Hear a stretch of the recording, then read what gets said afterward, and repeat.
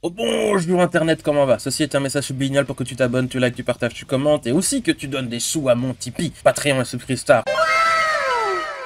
J'ai besoin d'argent. Et je rappelle aussi que je suis écrivain, donc va voir mes vidéos sur mes bouquins et va aussi acheter mes bouquins sur Amazon. Ça fait depuis pas mal de temps que je voulais faire cette vidéo et ouais, bon, on va mettre directement les pieds dans le plat. La plupart d'entre vous qui me connaissez, voilà, vous savez très bien, je porte pas le wokisme dans mon cœur, du tout, ni tous les trucs qui se rapprochent de ça. À dire vrai, je méprise ça profondément, pour pas dire haïr, parce que je hais pas le truc, c'est juste que c'est pas pour moi, j'ignore, je mets ça de côté, c'est bon, suivant, j'ai donné, c'est bon. Rentre chez toi, ça m'intéresse pas. Well, les rites! Vous savez que moi je porte... Hey! Moi, je suis ton mère, t'es pas grave! Il y a plein de raisons à pourquoi de tout ça. Mais avant d'entrer dans le cœur du sujet, je vais vous faire une petite confidence. Jadis, j'étais un peu ce qu'on appelait un woke. Bon, c'est pas vraiment comme c'est devenu maintenant, hein, parce qu'à l'époque c'était différent. Et je parle de genre 2008, 9, 10 jusqu'à 2014. C'est à 2014, début 2015 que j'ai vraiment... Ouais, c'est bon, j'ai mis ça de côté. Voilà, j'étais plus proche d'une certaine relative curiosité sur la politique, notamment internationale, que vraiment membre d'un mouvement social, blablabla. Je me suis même fortement intéressé au mouvement Anonymous, et c'est via ça que j'ai fait d'ailleurs mes premières armes en montage vidéo, d'ailleurs, vu que je faisais des vidéos où je m'amusais, où j'apprenais aussi des trucs, le format Anonymous, le masque et blabla. Et aujourd'hui, on me catégorise de facho, raciste, homophobe, blablabla, alors que le printemps arabe et ses manifestations, donc à l'époque, hein, je l'ai limite vécu en live sur YouTube et Facebook. Je partageais des news, des articles, des machins, j'essayais d'aider à relayer les infos, les messages des manifestants. J'ai même participé à un balbutiement, ça n'a pas duré super longtemps non plus, d'une branche du mouvement Les Indignés dans ma petite ville de Namur. Donc, boulala, quel facho j'ai été, dis donc. Bon, bref, plus le temps passait, plus je me suis détaché de tout ça, parce que il y avait des trucs que je partageais plus du tout, que j'étais pas du tout d'accord, et ça se wokisait de plus en plus, justement. Mais bon, je vais pas faire une histoire du wokisme, c'est pas du tout le but, ça m'intéresse pas d'ailleurs. L'idée que je veux dire, c'est pourquoi moi, c'est bon, je veux pas, et je suis, c'est pas génial comme terme et tout, et c'est un peu faux, mais techniquement, je suis dans ce que les gens me catégoriseraient anti-woke, donc voilà, hein, et c'est de ça que j'ai envie de parler, expliquer pourquoi. L'idée qui a motivé en fait ce détachement de tous ces intérêts que j'avais avant, qui étaient un peu idéologiques, politiques, etc., c'est qu'avant ça répondait vraiment à un besoin et un désir de faire face à une tyrannie, améliorer les choses d'une population, etc. Et c'est devenu de plus en plus un mouvement militant et politisé. C'était plus du tout spontané, c'était plus un truc, voilà, il se passe quelque chose, on va essayer de réagir à ça. Comme il y a eu notamment avec les Gilets jaunes, où là, c'était un peu le truc le plus proche de ce que j'ai connu ou vu. Donc vraiment, c'était quelque chose qui a émergé tout seul, en fait, spontanément. C'est waouh, il se passe un truc, c'est pas possible, faut arrêter ça, quoi. C'est un peu là, comme la différence de quelqu'un qui s'élève pour participer à une élection ou machin, d'un truc donné, même pas forcément un truc politique, hein, mais je veux dire, bordel, on élit bien des conseillers de classe. Les élections, c'est pas toujours politique, hein. Donc voilà, un truc spontané et qui répond à un besoin, à quelque chose de carriériste.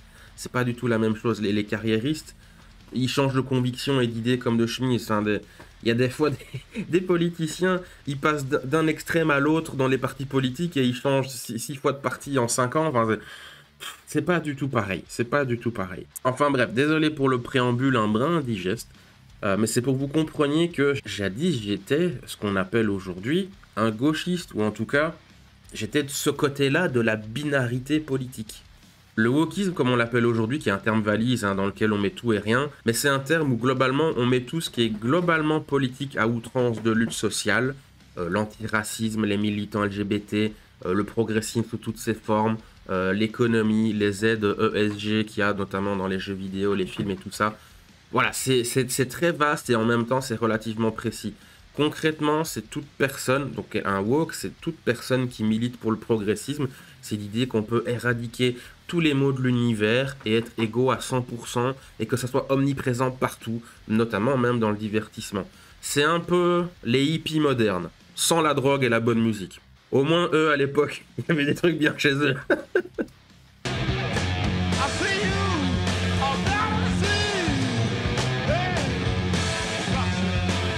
Mais surtout, c'est un poison et un cancer. C'est incroyable la portée et le pouvoir que ce mouvement idéologique a acquis. C'est incroyable.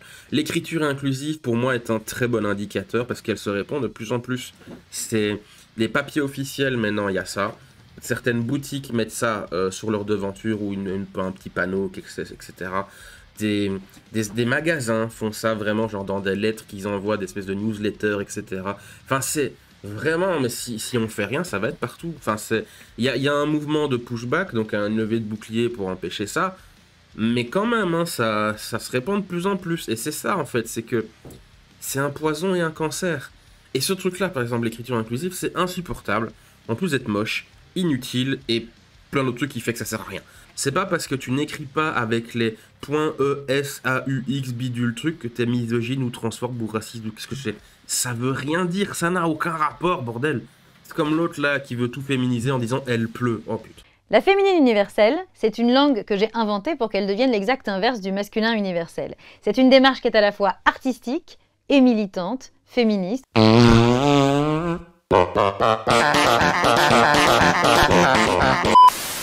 Et à chaque fois, c'est pas par hasard. C'est pas juste, oh mais oui, mais c'est juste ça, et voilà, ça permet de... Non, non, non. No, God, please, no! No! No! No! C'est orchestré, c'est à dessein, c'est les Illuminati. je dis directement le terme parce que voilà, je sens qu'on va un peu me dire, mais t'es un peu conspirationniste. Non, non, c'est vrai, c'est voulu, c'est planifié. C'est l'écriture, par exemple, la manière de s'exprimer, c'est le cœur de l'identité d'un peuple, d'un individu, d'une nation. Contrôler le langage, vous contrôlez les esprits. C'est une des grandes leçons de 1984 de George Orwell, bordel. Il y a même tout un jeu entier, Metal Gear Solid 5, c'est le cœur de l'histoire et de la narration. C'est la langue, l'expression. C'est une véritable plaie d'Égypte, le wokisme, qui défonce tout ce qui existe si on le laisse agir. Oui, je sais, vraiment, j'utilise des termes grands, graves, grandiloquents, tout ça, mais c'est la vérité. Ça s'immisce partout, ça transforme tout au nom de cette idéologie. T'es pas assez pur, voilà, dans l'échelle de l'humain social et moral, etc., t'es pas assez ci, t'es pas assez ça. T'es impur, tu mérites le fouet, et donc, ben voilà, faut te mettre au banc de la société avec ce qu'on appelle la cancel culture. Par exemple, au nom de l'idéologie woke et du progrès, certains disent qu'un prof décapité, bah, il en vaut peut-être un peu chercher. Ou alors, si on change les œuvres qu'on connaît à transformer tous les persos qu'on aime, etc., faut rien dire, faut laisser faire, c'est bien. Si tu dis pas que c'est bien, t'es vilain. Et voilà, t'es cancel aussi. Et c'est juste deux exemples au pif. J'en ai des milliers. Que ce soit la pop culture, la politique, les lois, l'emploi, l'économie, bref, toutes les formes de la vie humaine moderne, tout est infecté. Et j'en peux plus de ça. J'en peux plus. C'est comme assister à la lente agonie de quelqu'un que tu aimes. C'est insupportable. Don't ask questions. Just consume product and then get excited for next product. Et le pire là-dedans, et je vais conclure par ça, parce que ces gens-là qui défendent ces idéologies, ils ont, pour la plupart du temps, aucune expérience de vie. Ils ont jamais dû faire face à des vraies difficultés.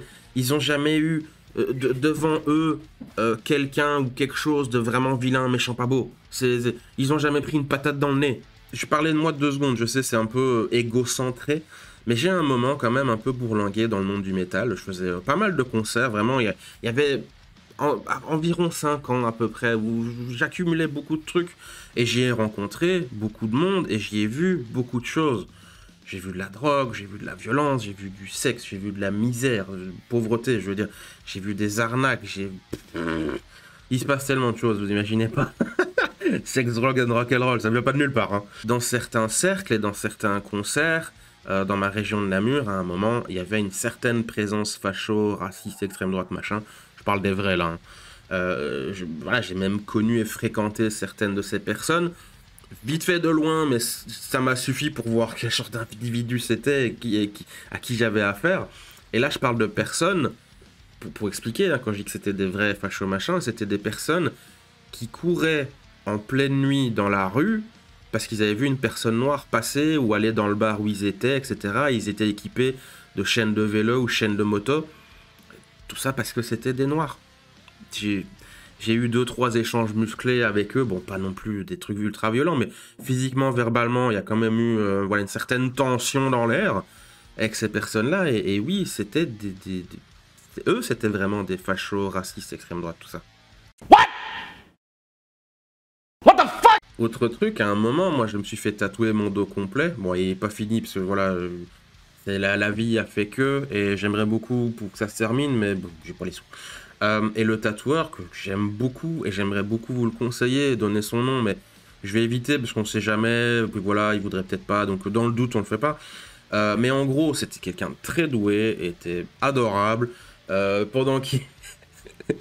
Pendant qu'il me tatouait, on fumait des pétards et lui il se faisait des lignes de coke.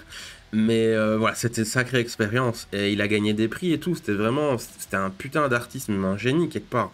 Mais il avait un passé avec les Hells Angels. Et il a même tatoué d'ailleurs un ou plusieurs présidents ou des vice-présidents. Enfin, c'est pas n'importe qui fait ça. Si vous connaissez le milieu, c'est pas n'importe qui.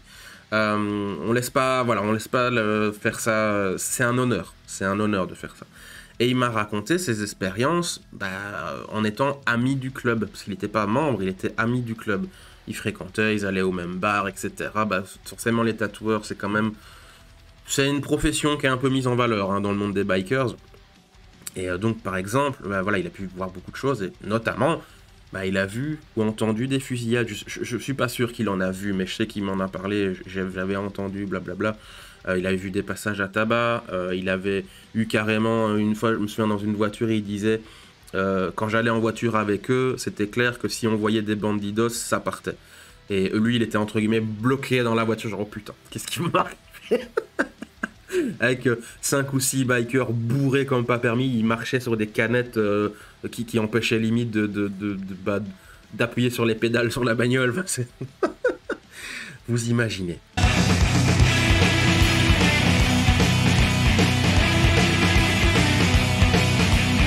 Et il m'a expliqué aussi comment ça s'est terminé, en fait, cette histoire, parce qu'il voilà, il était plus du tout dans ce milieu-là. En fait, il a dû quitter le club, donc il n'était pas membre, il était ami du club, en mauvais termes, comme on dit ça. Si vous savez, vous savez. Si vous savez pas, disons que ça s'est terminé sans violence ou bain de sang, mais c'était pas cool parce que on lui aurait piqué plein de trucs. Et il est interdit de retourner dans les clubs Hells Angels, etc. Et il y a limite sa photo sur un truc, et voilà, c'est persona non grata, quoi. Voilà à quoi ça ressemble, certains trucs extrêmes de la vie. Les trucs pas chouettes qui peuvent arriver, les gens dangereux que tu peux rencontrer. Parce que non, tout le monde n'est pas gentil, mignon, bisounours et tout. Et il y en a suffisamment de ces personnes comme ça, dangereuses, pour que ça soit un vrai problème pour la société, où je veux dire, ça va, c'est Justin. Non, c'est pas Justin. Et les woke, mais vous pensez une seule seconde que eux connaissent ça? Ou qu'ils ont même vu de loin des trucs comme ça? Et moi je parle de ça, mais évidemment, moi, ta fiole que je suis, j'ai pas vécu réellement ça. Je raconte des trucs que j'ai connus, que j'ai vécu, expérimenté, mais à une certaine distance. Voilà, j'ai mis un orteil là-dedans, ça m'a largement suffi. Et c'est pas des on-dit que je raconte, hein. C'est pas des on-dit, c'est pas de oui, on m'a raconté que bla. Non. J'ai vu suffisamment pour savoir que c'est réel. Ces gens-là, les woke, ne savent pas de quoi ils parlent. 90% du temps, au minimum, je leur donne 10%. Je leur donne 10%. Et pourtant, ils font des plans sur la comète et s'engagent dans des discussions pour changer le monde, alors qu'ils n'ont aucune putain d'idée de ce dont ils causent. Ils n'ont aucune putain d'idée des ramifications, les tenants, les aboutissants. Ils ont aucune foutue. Ils savent pas, ils connaissent pas. C'est un youtubeur que j'aime beaucoup, il s'appelle Instant Gundam, qui dit « T'as jamais connu la violence, t'as jamais pris un poing dans la gueule, t'es même pas un être humain, t'as rien vécu. » C'était très cru, très trash ce que je dis. Mais c'est vrai. Ça forge, ça te fait voir les choses autrement. C'est comme à partir du moment où t'as reçu un poing dans la gueule, ça fait boum dans ta tête. T'as vu des étoiles et t'es là, oh, Eureka. C'est presque ça, c'est presque vrai.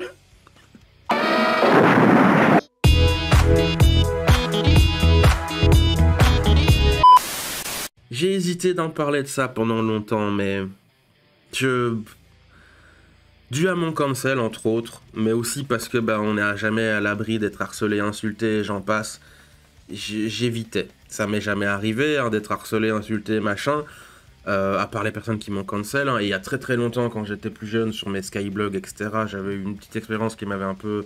Je disais, ah oui, les gens sont méchants. Mais voilà, je restais prudent. Sauf que là, maintenant, c'est bon. Je m'en fous maintenant. C'est vas-y, allez, hop, vas-y, balance. Je préfère en parler. Marre, ça suffit. Voilà, faut que la parole se libère. Mais aussi... Donc il y en a marre, hein, le wokisme, merci, j'en veux pas, passe ça chez moi, vous verrez jamais ça sur ma chaîne, ni sur mon Discord, croyez-moi, j'y verrai. Mais aussi, ce qui fait plaisir, je finirai la vidéo là-dessus, c'est que maintenant, de plus en plus, les normies, donc c'est un terme, c'est pas méchant, mais c'est les gens normaux, qui ne sont pas au courant des actualités, de la pop culture, d'internet, etc. Ils sont pas au fait de tout ça, ils connaissent pas. Mais pourtant, même eux, maintenant, commencent à en avoir marre aussi. Le mot woke est connu et est dit par ces gens-là aussi. Et en convention, notamment, vu que j'en fais beaucoup, hein, quand même, mine de rien, mais enfin beaucoup.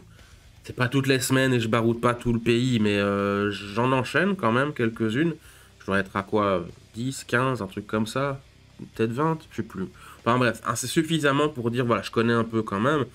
Mais j'entends de plus en plus, en fait, les autres exposants avec qui j'ai sympathisé, maintenant à force on voit ma tête et dit ah salut ça va, comment ça s'est passé la précédente, gna gna gna. Et eux aussi qui pourtant ne sont pas à fond là-dessus, c'est juste des vendeurs et voilà, ils essayent de vendre leurs figurines pop, ils essayent de vendre leur console Sega Genesis en convention et qui sont pas à fond là-dedans, c'est plus des... c'est des marchands, on va dire ça comme ça. Mais même eux ils disent, et il y en a marre en fait de Disney avec leur Make Woke par exemple. Ouais, oui, mais voilà, le stand là avec les drapeaux LGBT, voilà, c'est ça qu'on me répond. Enfin, c'est qu'on me répond. Je pose pas des questions en mode, vas-y, t'en as pensé quoi, etc. Et là, t'as vu, là, il y a un drapeau, blablabla. Non, c'est juste que on discute, forcément, ça échange. Mais même eux, tout ça, ils comprennent, ils voient, et ils en ont marre aussi.